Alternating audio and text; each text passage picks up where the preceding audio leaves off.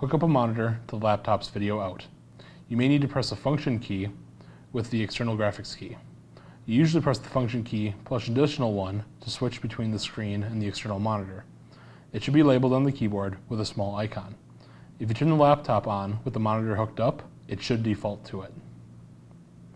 If the screen displays something, then you know the graphics card is good. If it does not, then we need to make sure the system itself is booting.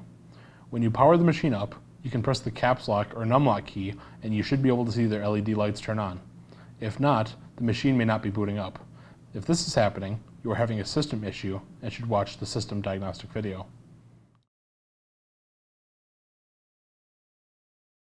If the system displays something on the external monitor, but not on the screen itself, we need to take a look at what kind of issues the screen may be having.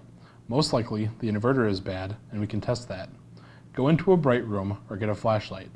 When you turn on the machine without an external monitor connected, can you see a faint image of what you would normally be seeing? If you can, this means that the backlight is not on. The backlight itself could be bad, or just the inverter, which converts power to the backlight. The inverter is the easier of the two possible causes to fix. Order a new inverter and replace it.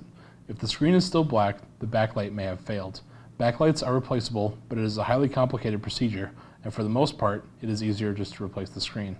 A new screen will only be a little bit more expensive than just the backlight, but a lot easier to replace.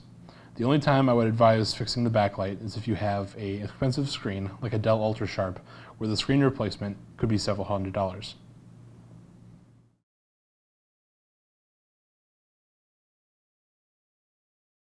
If the screen is an off color, such as red, or perhaps it blinks in and out as you go, it can also be the inverter or the backlight.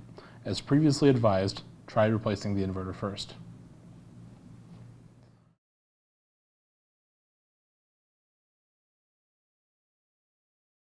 If your screen is cracked, it will be pretty obvious. Spider cracks will be spreading from the point of impact, and the